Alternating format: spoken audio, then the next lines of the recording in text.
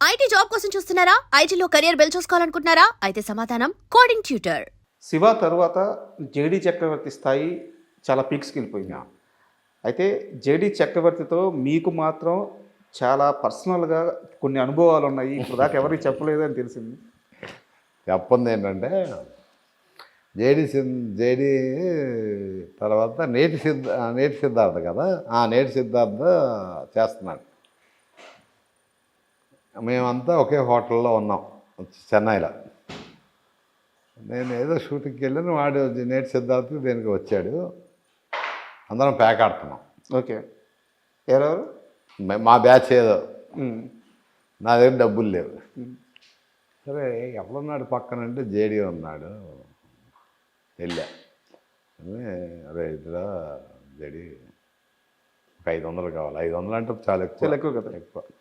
నేను ఇవ్వను రా అన్నాడు. రే ఫస్ట్ మేకప్ వేసిందా నేను రా, నీకు చెప్పిందా నేను రా, నువ్వు బాగుంటావు అని చెప్పింది నేను రా, 500 ఇవ్వటానికి ఏమైంది రా, ఏదో ఇవ్వరా.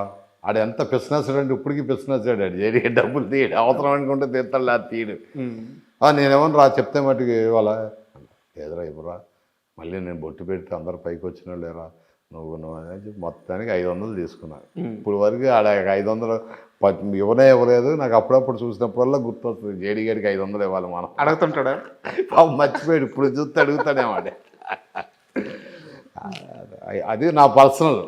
అంటే చెప్పలేం, కానీ ఆ సిచ్యువేషన్ ఏంటంటే 500 గురించి వాడిని బతిమాలటం, ఆయన బ్లాక్మెయిల్ చేయటం.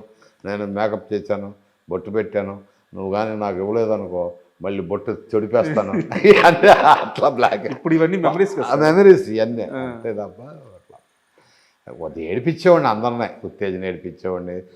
వంశీవాడిని అయితే మాకు అప్పుడు ఏంటంటే ఒక లిస్ట్ ఉండేది. మార్నింగ్ ఏమేం కావాలి ఏంటి అనేది అసిస్టెంట్ డైరెక్టర్ లిస్ట్ ఇవ్వాలి. ఒకరోజు సడన్గా బ్లడ్ కావాలి, బ్లడ్ రాయలే వంశీ, గొడవ, నేను తేవాలి కదా, నువ్వు రాయలేదు నేను తేలేదు. అంటే ఇట్లాంటి మెమరీస్. సార్ శివ తరువాత నాగార్జున గారితో ఇంకా మీ ట్రావెలింగ్ అక్కడి నుంచి? నా ట్రావెలింగ్ అక్కడి నుంచి కాదు, అంటే నిన్నే పెళ్ళాడతా నుంచి ఇక ఫుల్ ప్రాజెక్ట్ కదా. సో ఈ ప్రయాణంలో ఎక్కడ మీ ఇద్దరు బాగా బాండింగ్ ఏర్పడింది మీ ఇద్దరికి? ఏ ఇన్సిడెంట్ కానీ, ఏ మూవీ అప్పుడు కానీ? ఇక నాగార్జున అంటే చంద్ర, చంద్ర అంటే నాగార్జున అనే ఒక పేరు పడిపోయిన ఆ మూమెంట్ ఏంటి? అంటే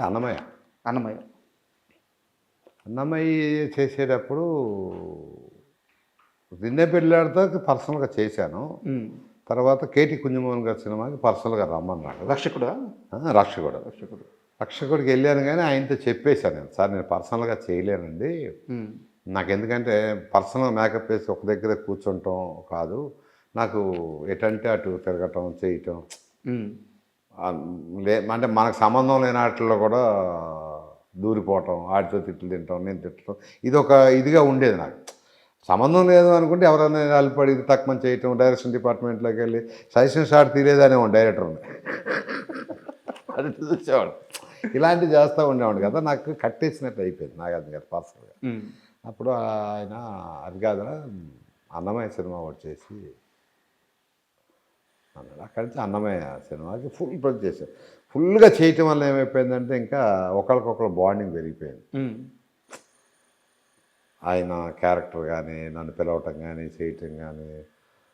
శివ తర్వాత ఆయన రేంజ్ ఏంటంటే ఎక్కడికి వెళ్ళినా కానీ 500-600 మంది పబ్లిక్ వచ్చేసేవాడు. అంతే కదా. బాగా క్రేజ్ పెరిగిపోయినప్పుడు అక్కడి నుంచి వాళ్ళని తప్పించటం, అట్లా ఒక నాకు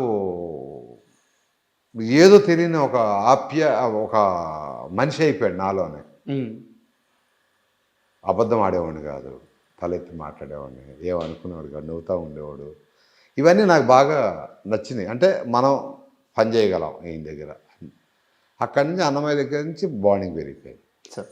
ఆయనకి ఎక్కడికి వెళ్ళినా నన్ను తీసుకెళ్ళటం, ఎక్కడికి వెళ్ళినా తీసుకెళ్ళేవాడు, చంద్ర అంటాం షూటింగ్. సో ఆ బాండింగ్ అంటే దాన్ని ఎట్లా చెప్పాలో తెలియదు. అన్న అనాలా, తమ్ముడు అనాలా, లేకపోతే నాకు కావాల్సిన మనిషి అనాలా. నన్ను అలాగే చూసేవాడు ఆయన, నేను అలాగే చూసుకున్నాను. ఇప్పటికి కూడా ఏంటంటే పోదు, ఇప్పుడు కూడా అది అలా అయిపోయింది. అందుకనే నేను మానేసినప్పుడు రీజన్ వేరే వాళ్ళ మీద మటుకు మళ్ళీ మేకప్ వేయలేదు. వేరే వాళ్ళకి వెళ్ళేది ఇప్పుడు దాకా మీరు. ఆయన దగ్గర నుంచి దేనికి మన సాయిబాబా సినిమా చేసిన తర్వాత చెప్పా, సార్ ఇంకా నేను రిటర్న్ తీసుకుంటాను సార్, ఆలోచించుకోరా చాలు అంతే. చాలామంది ఆర్టిస్టులు పిలిచారు. నేను మేకప్ వేసేది ఆయన దగ్గర నుంచి మానేయడం ఎందుకు? అంతే కదా, ఇట్స్ ఫ్యాక్ట్ కదా. ఆయన దగ్గర నుంచి మానేసి మళ్ళీ వేరే వాళ్ళ దగ్గరికి మేకప్ చేయాల్సిన అవసరం నాకేం. ఒకటి మట్టుకు గ్యారంటీ చెప్తాను, ఇండస్ట్రీలో అలాంటి హీరో దొరకటం మేకప్ మ్యాన్కి చాలా అదృష్టం ఉండాలి. మేకప్ మ్యాన్కి, వేరే వాళ్ళకి కాదు. నాలాంటి తింగిరోని, మామూలు తింగిరోని కాదు నేను.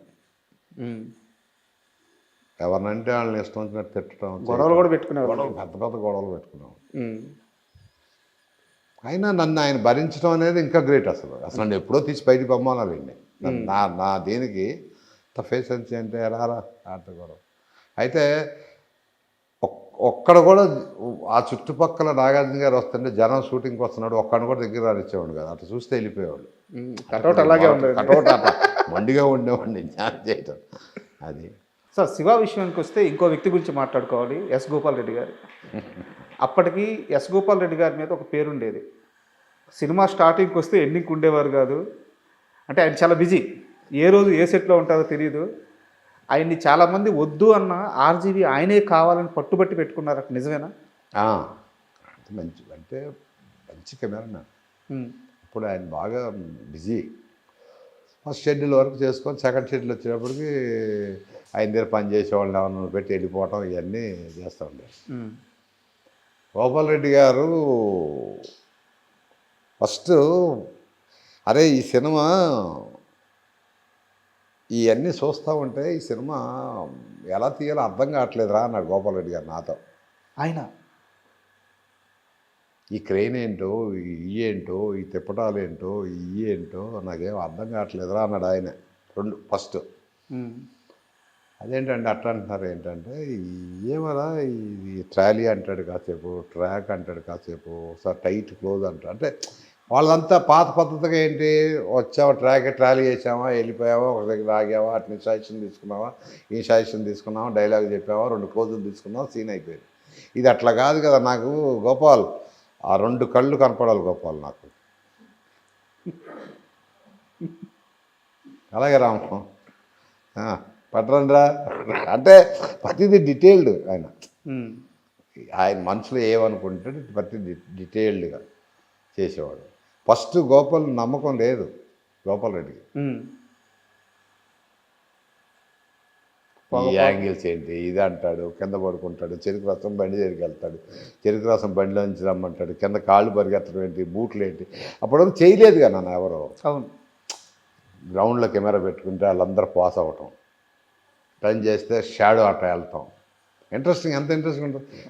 కాళ్ళన్నీ డబ్బ వచ్చిన తర్వాత అట్లా చూస్తే ఒక గోడ మీద టప షాడోస్ పరిగెత్తాం. అవును, సిగరెట్ తాగుతుంటే ఆ పేక్కి క్లోజ్ అదే అట్లా. తర్వాత ఏం చేశాడంటే అట్లా ఆ సినిమా మొత్తం ఫుల్ సినిమా పనిచేశాడు ఆయన. తర్వాత ఆయనకే తెలియకోకుండా. And for more videos, please subscribe to iDream. Please subscribe to iDream. Please subscribe iDream. And please subscribe to iDream. For more videos, subscribe to iDream. please like, share and subscribe to the channel. Congratulations, iDream. Subscribe to iDream. Subscribe to iDream. So subscribe to iDream Media. iDream team andarki huge congratulations. Please subscribe iDream Media. Please subscribe to iDream. Subscribe iDream. Please subscribe to iDream. iDream అంటే నా కళల ఛానల్ను subscribe చేసుకున్న నోరు తిరుగుతలేదు, మీరైతే గంట గుర్తు కొట్టండి. For more such videos, please subscribe to iDream. Subscribe to iDream. Please subscribe to iDream. Please subscribe iDream Media. Please do subscribe to iDream. Please subscribe to iDream Media. For best entertainment and information, please subscribe iDream. And don't forget to subscribe to iDream.